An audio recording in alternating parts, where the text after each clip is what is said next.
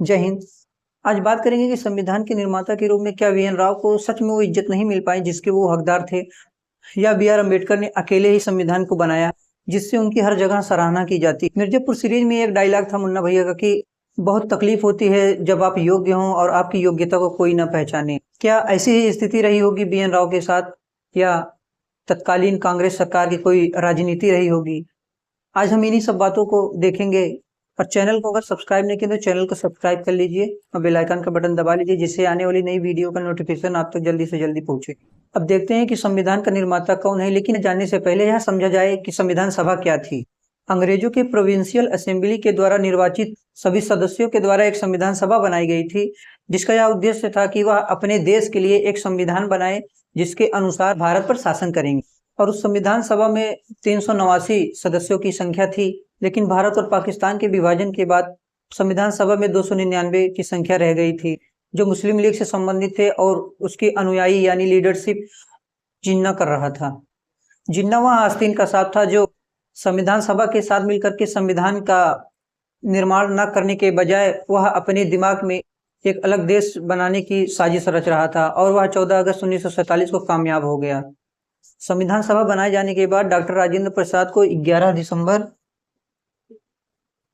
1946 को 11 दिसंबर 1946 को डॉक्टर राजेंद्र प्रसाद को संविधान सभा का अस्थायी अध्यक्ष बना दिया गया था।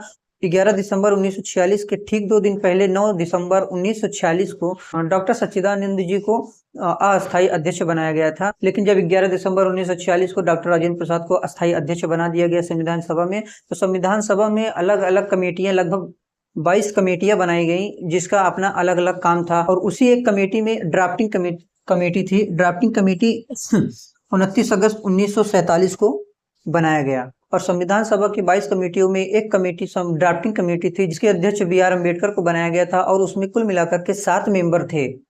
और प्रोविंशियल असेंबली के द्वारा निर्वाचित सभी सदस्यों को मिलाकर के जब संविधान सभा बनाई गई थी, तो उसी संविधान सभा के संवैधानिक सलाहकार बी एन राव को नियुक्त किया गया था, और उन्हें यह जिम्मेदारी दी गई थी कि वे अब देश के लिए एक संविधान बनाएं।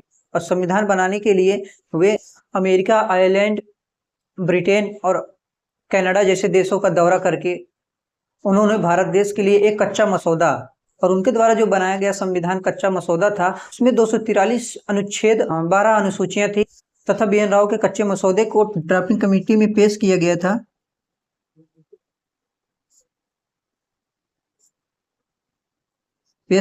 था। एक बार जब ड्राफ्टिंग कमेटी में बी एन राव के द्वारा बनाए गए कच्चे मसौदे को प्रस्तुत कर दिया गया, उसमें ड्राफ्टिंग कमेटी के अध्यक्ष डॉक्टर भीमराव अंबेडकर साहब ने अपनी दूरदर्शिता, अपनी योग्यता और अपनी काबिलियत के दम पर तत्कालीन परिस्थितियों और आज की परिस्थितियों के अनुसार उसमें कुछ बदलाव करके उन्होंने 4 नवंबर 1947 को एक अंतिम मसौदा तैयार किया था,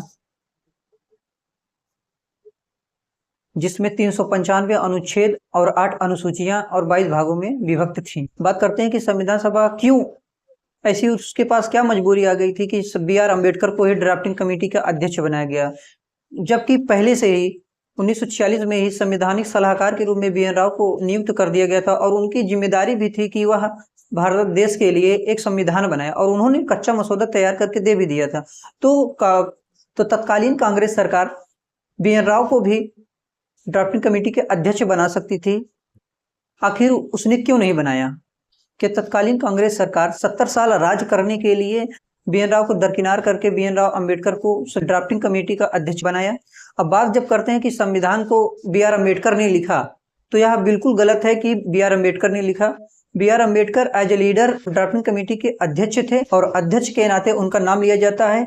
और नाम लेने से यह मतलब नहीं है कि डॉक्टर अम्बेडकर ने ही अकेले डॉक्टर अम्बेडकर ने ही अकेले संविधान का निर्माण कर दिया था। यदि अकेले ही निर्माण कर दिया तो उस 22 कमेटियों को बनाने की क्या जरूरत थी, या फिर उस मेंबर में यानी ड्राफ्टिंग कमेटी में 7 मेंबर बनाने की क्या जरूरत थी। डायरेक्ट केवल अम्बेडकर साहब को ही दे दिया गया होता और अम्बेडकर साहब ने ही बना दिए होते। वे अपने दूरदर्शिता और तत्कालीन परिस्थितियों के अनुसार संविधान का प्रारूप ऐसा बनाया जो आज भी भारत देश में सूटेबल है। उनकी हमने बताया कि ड्राफ्टिंग कमेटी में 7 सदस्य थे। 7 सदस्य में नंबर 1 एम के मुंशी जी भी थे, सादुल्ला खान भी थे, अल्लादी कृष्णा स्वामी अय्यर भी थे, एन गोपाल स्वामी अयंगर थे, देवी प्रसाद खैतान भी थे और लास्ट में BL मित्तल भी थे।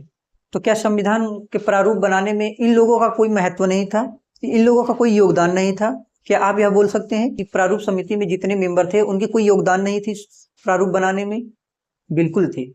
लेकिन अगर हम बात करें कि सड़क को किसने बनाया, तो सड़क को जाहिर सी बात है ठेकेदार ने बनाता है, लेकिन सड़क को बनाने का क्रेडिट सरकार को दिया जाता है। ठीक उसी प्रकार संविधान को सभी लोगों ने मिल करके बनाया और संविधान बनाने का क्रेडिट उसके लीडर को जाता है, और जिसके लीडर डॉक्टर भीमराव अंबेडकर थे। और डॉक्टर भीमराव अंबेडकर अपनी काबिलियत से संविधान को, जो कच्चा मसौदा BN राव के द्वारा बनाया गया, तो उसमें जो गलतियां थी गलतियों को सुधार करके एक अच्छा और जो आज तक चला आ रहा है ऐसा संविधान बनाया, जिसकी आज के दौर में कल्पना करना मुश्किल है कि ऐसे फिर से संविधान बनाया जा सकता है। अब ऐसा बहुत मुश्किल है कि संविधान बनाया जा सके। संविधान को बनाने में 2 साल 11 महीना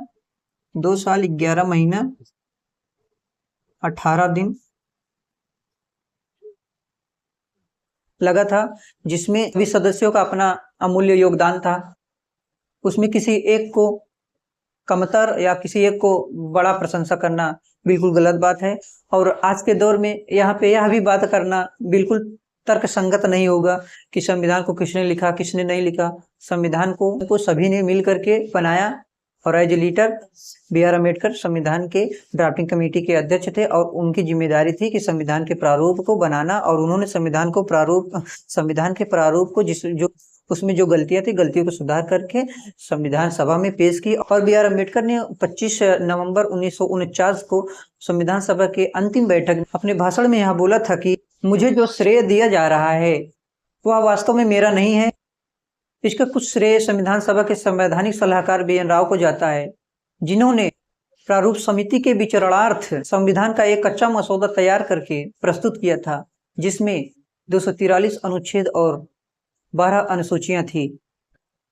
और उसमें डॉक्टर भीमराव अंबेडकर ने अपनी योग्यता के बलबूते उसमें जो भी गलतियां थी गलतियों को सुधार करके अंतिम संविधान का रूप 395 अनुच्छेद 22 भागों में और 8 अनुसूचियों में विभक्त करके बनाया।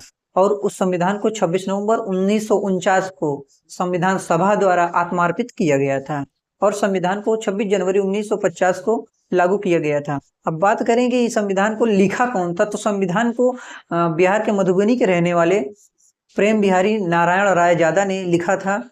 और उस मूल संविधान को जिस पेज में लिखा गया था उस पेज को तो सुंदरीकृत करने का श्रेय शांति निकेतन के नंदलाल बोस जी को जाता है, जिन्होंने अपनी कलाकृतियों से उस पेज को सुंदर बनाया, जो आज भी हीलियम बॉक्स में रखा हुआ है। और हम लोग इस बात पर ना लड़ें कि संविधान को किसने लिखा, संविधान को किसने नहीं लिखा, संविधान को किसने लिखा और किसके साथ धोखा हुआ किसके साथ धोखा नहीं हुआ, बल्कि यह देखें कि संविधान को कैसे पढ़ा जाए।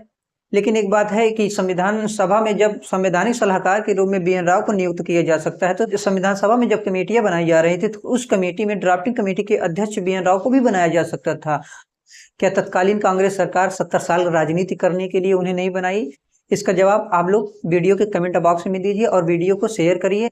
और अभी तक चैनल को सब्सक्राइब नहीं किया तो चैनल सब्सक्राइब करके बेल आइकन का बटन दबा लीजिए, जिससे आने वाली नई वीडियो का नोटिफिकेशन आप तक सबसे पहले पहुंचे। मिलेंगे नेक्स्ट वीडियो में, तब तक के लिए जय हिंद।